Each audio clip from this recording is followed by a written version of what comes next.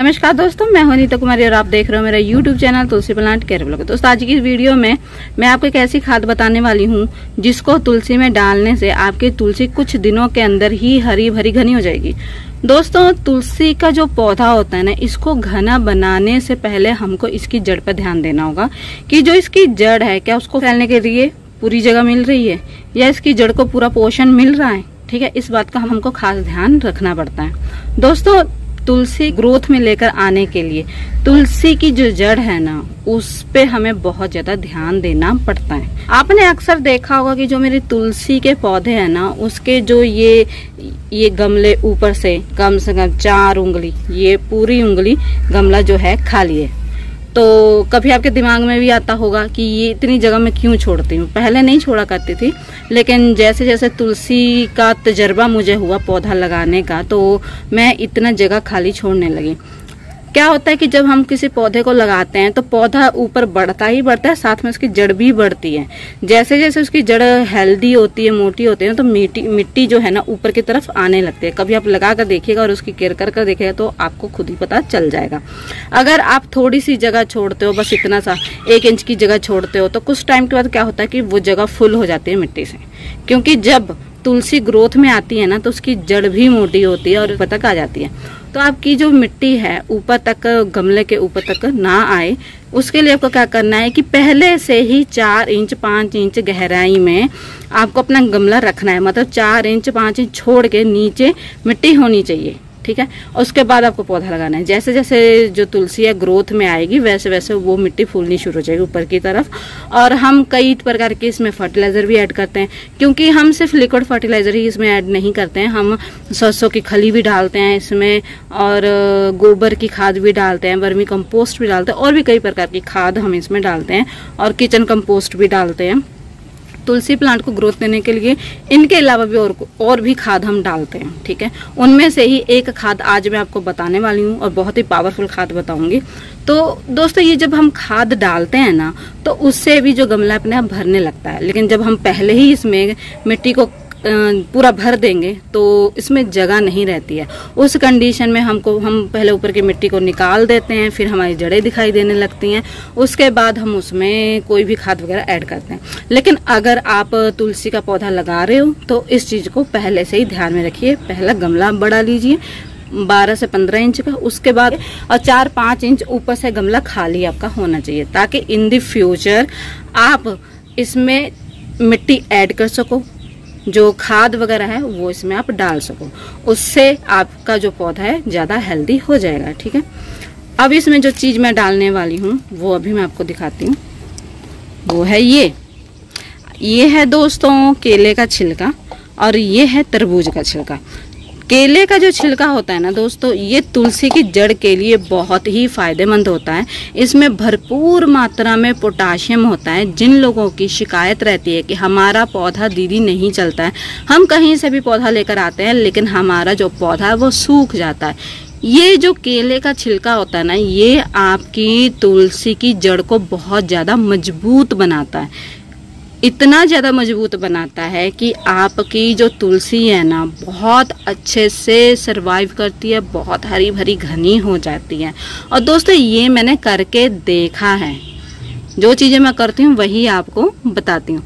और कुछ दिन पहले ही मैंने इस पौधे को लगाया था, और इसमें कई फर्टिलाइज़र मैं ऐड कर चुकी हूँ। फर्टिलाइज़र ऐड करने के बाद आप इसकी ग्रोथ देख सकते हो। ठीक है, कि इसकी ग्रोथ कितनी अच्छी, दिन पर दिन इसकी ग्रोथ कितनी अच्छी होती जा रही है। अब हम खाद के बारे में बात करेंगे। ये जो खाद है इसको देना कैसे, सिंपल तरीका है। इसको ये जो जड़ है ना, इसमें ऐसे बिछा देना है। उससे पहले आपको क्या करना है कि ये जो तुलसी है ना, इसकी ये नीचे की पत्तियां आपको हटा देनी है।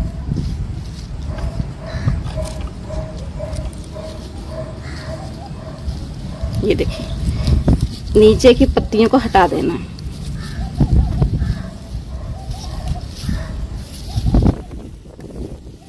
हटा दिया। ये जो नई ब्रांच निकल रही है इसको भी हटा देना है, और ये जो पुरानी पत्ती है ना बड़ी वाली, इसको भी आपको हटा देना। एक, इसकी शेप अच्छी हो जाएगी, दूसरा इसकी ग्रोथ बहुत तेजी से होगी। ठीक है, ये नीचे से खाली हो गया।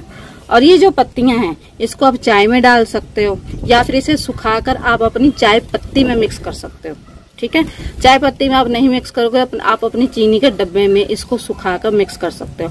इसको छांव में सुखा लीजिएगा और अपनी चाय पत्ती का जो डब्बा है या चीनी का जो डब्बा है उसमें आप डाल के रख दीजिएगा, या फिर इसको सुखाकर एक डब्बे में अलग से आप डाल कर रख दीजिएगा।